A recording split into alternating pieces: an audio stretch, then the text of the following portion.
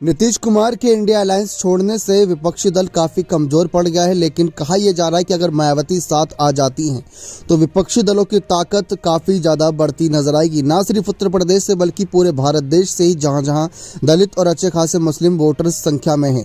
ऐसे में वह मायावती की बसपा को खुला समर्थन कर सकते हैं, जिससे इंडिया दलों को ही फायदा होगा। लेकिन देखा जाए तो अलग अलग राज्यों से सीट शेयरिंग पर बात बनती नजर नहीं आ रही है। ये बात मायावती भी बखूबी देख रही होंगी और मायावती की नाराजगी भी अब काफी बढ़ चुकी है, अखिलेश के प्रति हो या कांग्रेस के फैसलों के प्रति। और शुरुआत में तो नीतीश कुमार ने ही मायावती को नाराज कर दिया था, जब नीतीश ने मायावती से मुलाकात नहीं करी थी, कोई बात नहीं करी थी और इंडिया गठबंधन बना रहे थे।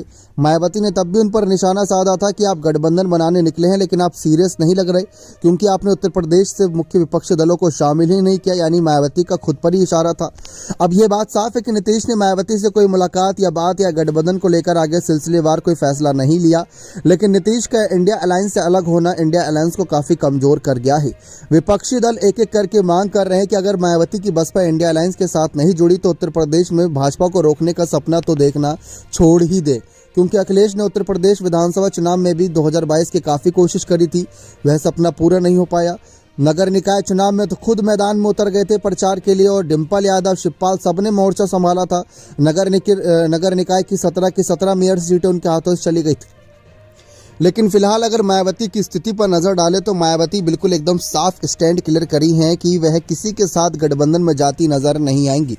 चाहे सोनिया बुलाए या ममता बुलाए या फिर शरद पवार बुलाए या फिर उद्धव ठाकरे बुलाए या अखिलेश बुलाए, उनका फैसला साफ है कि वे किसी के साथ गठबंधन में फिलहाल नहीं जाएंगे। लेकिन कई ऐसी क्षेत्रीय पार्टियां जिनका कहना है कि अगर मायावती को प्रधानमंत्री पद की दावेदारी दी जाए अभी से ही तो हो सकता है कि वह साथ आ जाएं।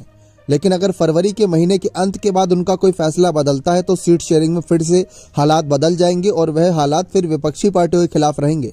अब नीतीश कुमार ने जो पाला बदला वो अनएक्सपेक्टेड था, क्योंकि पहले तो खुद ही इंडिया अलायंस के सूत्रधार बने, उन्होंने ही सबको गठबंधन में लाए और उसके बाद वह खुद ही अलग हो गए।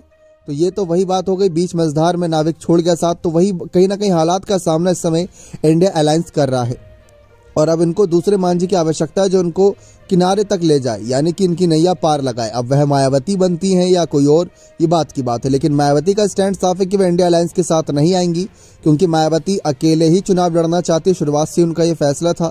अब यह फैसला कितना सही कितना गलत है ये तो आने वाला वक्त बताएगा, और नीतीश का फैसला कितना सही कितना गलत है यह जनता बताएगी। बने रहे चैनल के साथ। बहुत बहुत धन्यवाद।